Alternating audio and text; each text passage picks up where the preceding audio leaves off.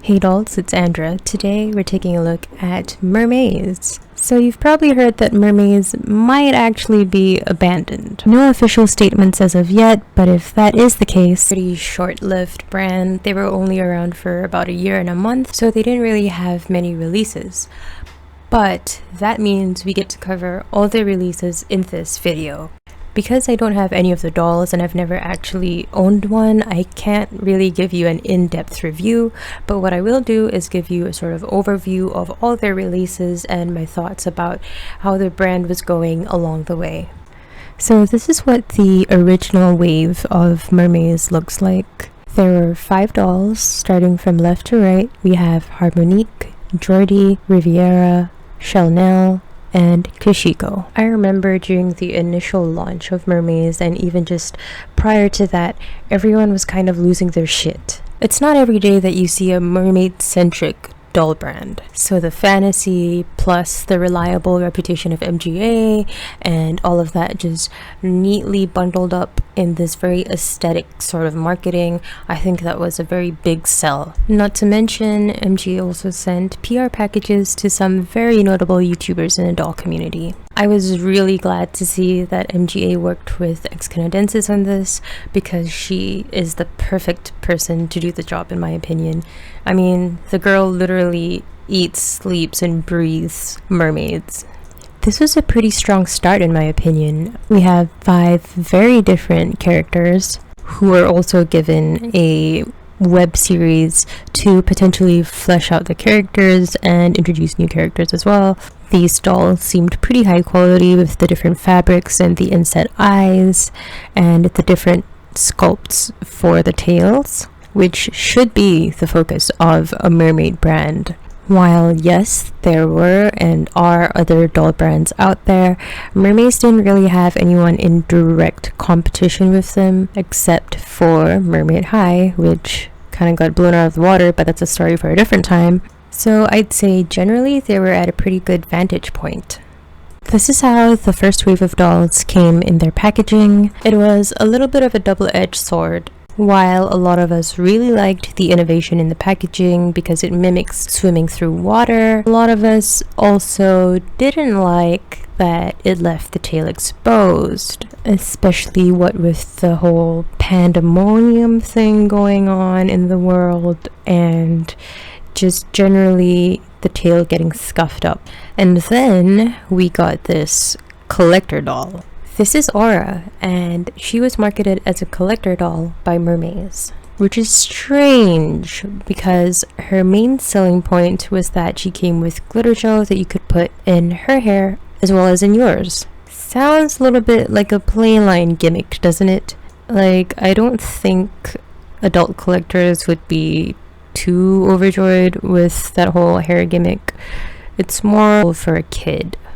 It was also a little weird because as an adult collector, you kind of appreciate the finer details, the different fabrics in fashion dolls. But this doll was more of a hair play doll and her entire outfit was molded on and nothing was removable. It almost seemed like Mermaze didn't know who they were targeting. Aura had the ability to color change throughout her molded outfit and not just in her mermaid tail. I wonder if this was a weird response to complaints about the color change only being on the front side of the tail. However, they did seem to listen to fans' feedback about the lack of posability in the dolls. Aura offered a new point of articulation in her knees, which was, technically her tail. And this was very well received by fans as being a step in the right direction. The second wave included some familiar faces. From left to right, we have Harmonique, Christadella, Gwen, Nevra, and Kishiko. Each tail in the Winter Waves lineup was filled with glitter, kind of like a snow globe. However, the very tips of their tails still had a color change feature. Signature to the brand, each tail had a unique sculpt, and each doll had inset eyes. However, 2 notable changes were made. The dolls now came in fully enclosed packaging and came with stands. When they first launched, Mermaze had boasted the ability to stand on their own using the specially designed tails. This did seem to work from videos I'd seen, but there were also people who voiced their disapproval. So with these further 2 adjustments, it made it crystal clear that Mermaze would actually listen to consumers. Side note, I specifically chose to feature Gwen's box because her prototype pictured is noticeably different from her final release. How many changes can you spot? Then came the color change Ocean Cruiser. Try saying that fast, it's a bit of a tongue twister.